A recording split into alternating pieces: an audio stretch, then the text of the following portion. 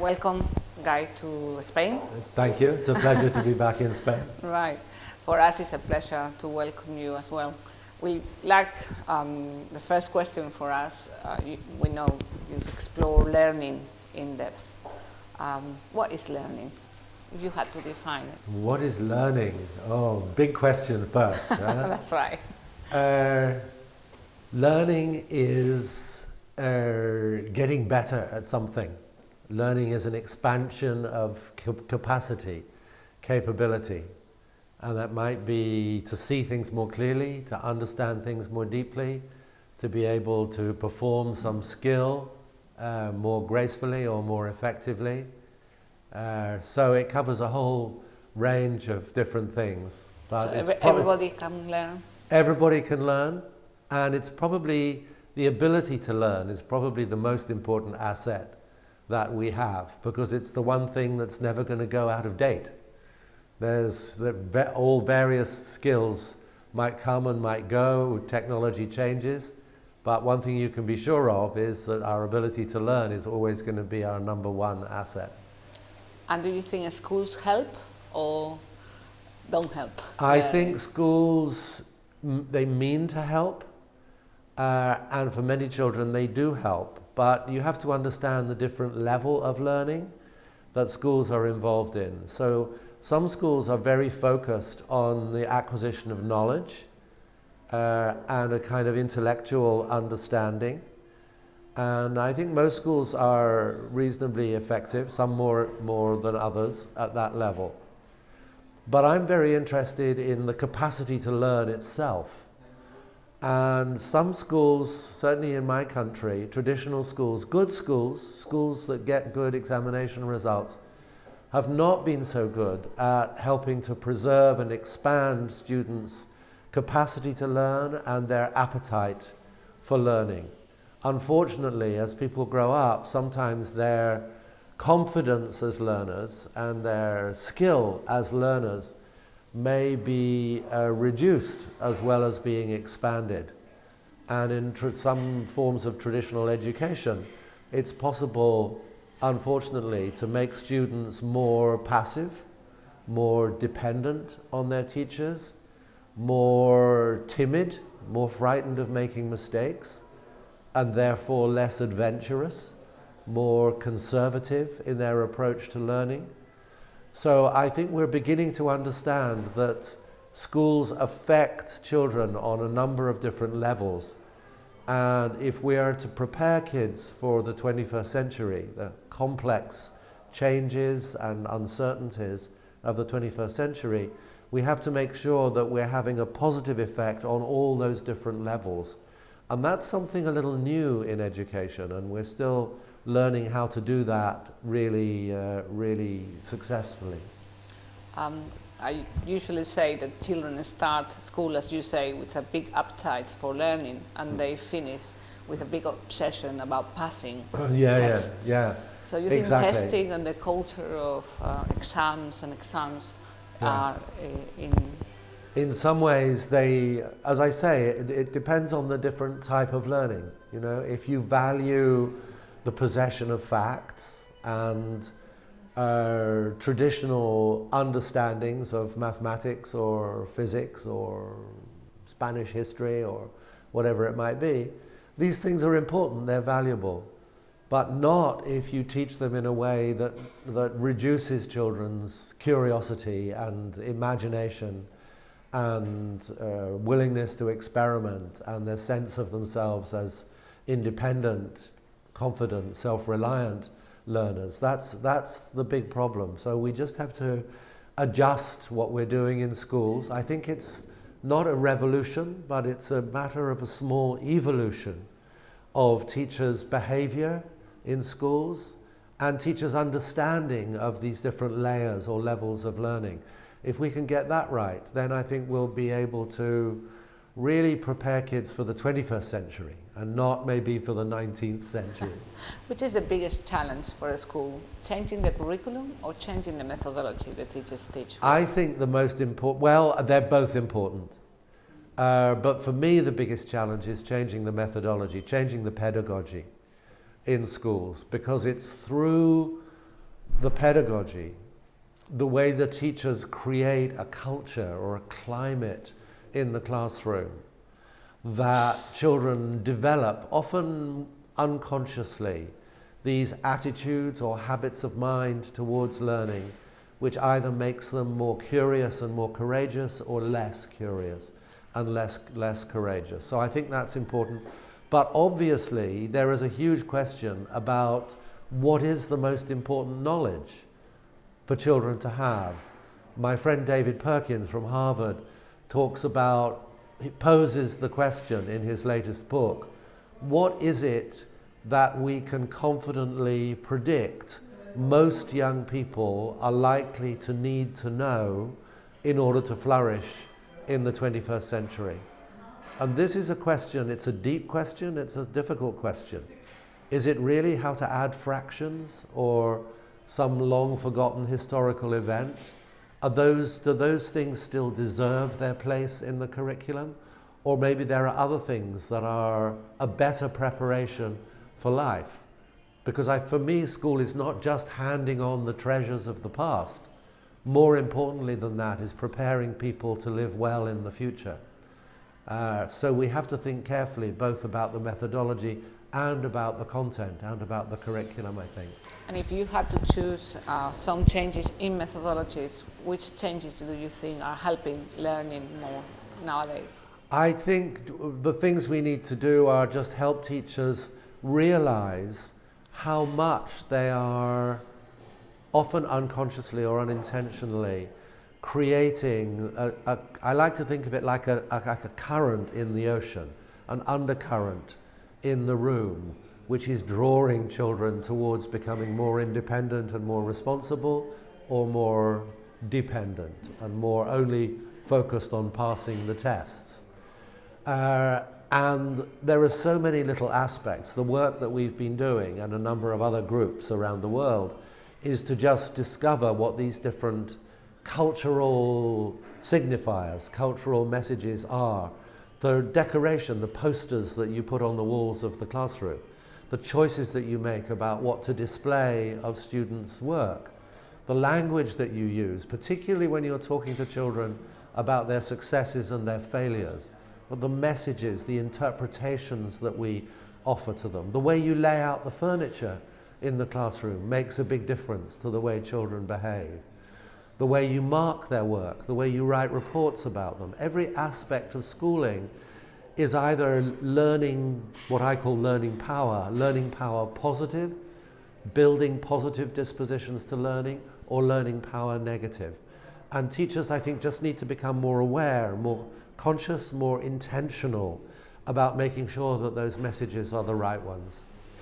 And do you think teachers are prepared for that big shift in I school? think if we can show teachers that what's required are small but sustained adjustments to what they're doing. This is not, you have to be different on Monday. I think we know enough from recent history to know that big initiatives like that tend not to be the most successful in schools. Like Friday you're going to be you're a familiar tiger, and on Monday you have to be an elephant. It's like gradually we adjust these small elements of teachers' work, and a lot of the work that me and my group have been doing is simply to discover these small things that when you tell teachers about them, teachers will go, oh, is that what you mean? Oh, that's not so hard.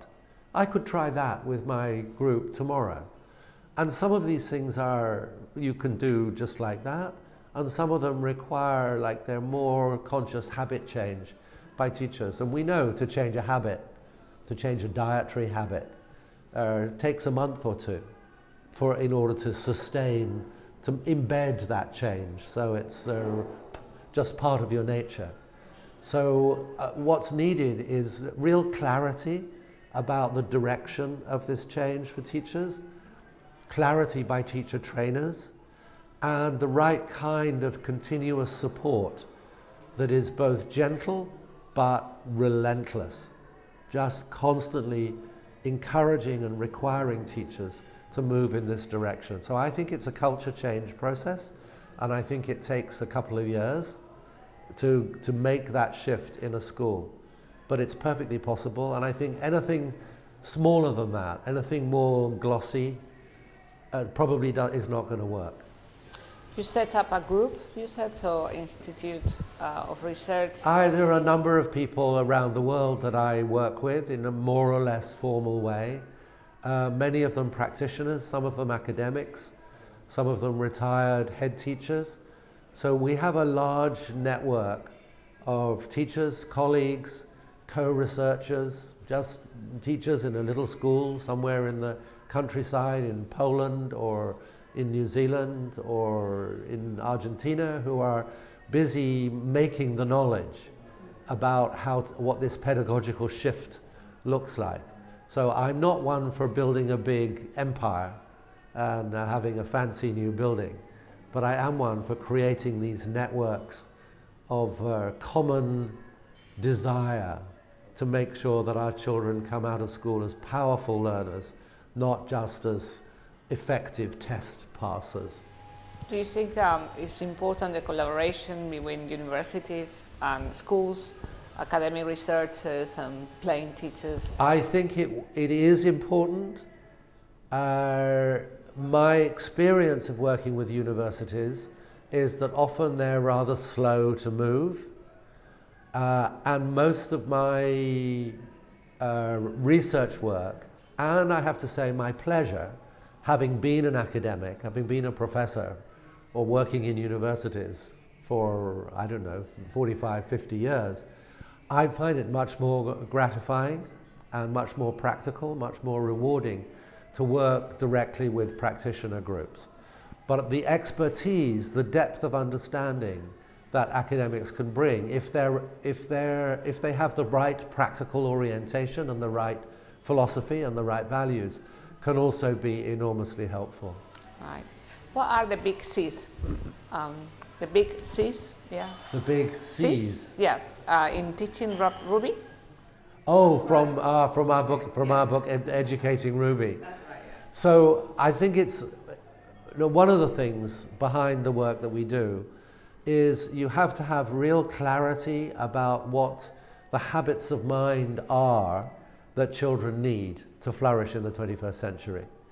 And we describe them in a lot of different ways. I keep developing the framework. I wake up in the middle of the night and think it would be better to say it like this or like that.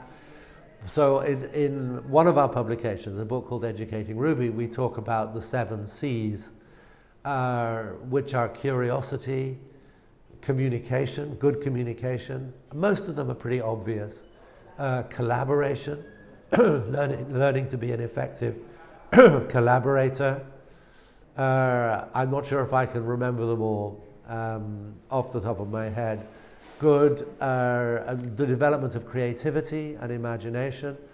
And what I know as an academic psychologist is that all of these habits of mind are exactly that. They're habits, and they're things that we can help children develop.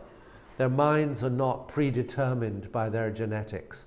A huge amount of young people's mental capacity and mental attitudes are a reflection of the cultures in which they find themselves, the cultural incubators in which they live. And a large portion of their waking hours between the ages of 4 or 5 and 18 or 19, they spend their waking time in school. So we have an incredible opportunity and responsibility to make sure that those incubators are incubating the right qualities. So we have to get clear about what they are first, obviously. You work a lot on the impact of neuroscience in innovation and education. Yes. Do you think the role is important? Do you think we have clarity about what the impact of that neuroscience should have? We have to be quite careful about the neuroscience. I think the neuroscience is very exciting. I love reading and developing my understanding of how the brain and the body combine to create a person who is a powerful learner. But I think we also have to be careful about the quick adoption of some aspects of neuroscience. I think because practitioners are hungry for some scientific basis to their practice, I find in my country teachers are often feel a little insecure about their practice. So they love to feel that they have a strong scientific justification for their practice. This is good, but it also has a risky side, which is that we leap on the latest neuroscientific finding, and perhaps too quickly we draw implications which are not really justified about practice in the classroom. So I have a slightly ambivalent relationship with my neuroscientific colleagues. I think in principle it's extremely important, and we are seeing a fundamental change in our understanding of how the mind and the body learn and change. But I think we also need to have a little appropriate caution about drawing the implications for practice in the classroom. Right. Every one of your books has been very inspiring for teachers. Oh, good. So, which is the next book you are? The next book? Well, we have a series of books that are coming out at the moment. The first one is called The Learning Power Approach, which is trying to bring together these different schools, different research groups from around the world who are discovering, as in many areas of science, are simultaneously discovering the same path.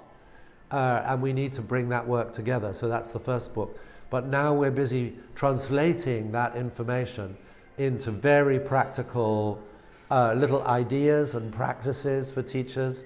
One for primary school teachers, elementary school teachers, which is going to be published in about 2 weeks. I think, unfortunately, just after Christmas, not just before, but one for high school teachers, which will be published in May next year, and then one for school leaders, which we're just beginning to create the framework for, which hopefully will be published around about the end of next year. So that's keeping me busy at the moment. My last question would be, are you optimistic about the future of education? It depends which day you ask me. Mondays, Wednesdays and Fridays, I'm a real optimist. I think this is very exciting, this new trend or this new school of thought about how we can affect children's attitudes systematically for good in schools. I think that's new and interesting information. But then on Tuesdays, Thursdays and Saturdays, I look at many governments around the world, many forms of educational bureaucracy, the powerful vested interests of test creators and publishers that like it the way it is. And then I feel a little less optimistic. But then a new day dawns, and I think it's worth fighting the good fight a little longer.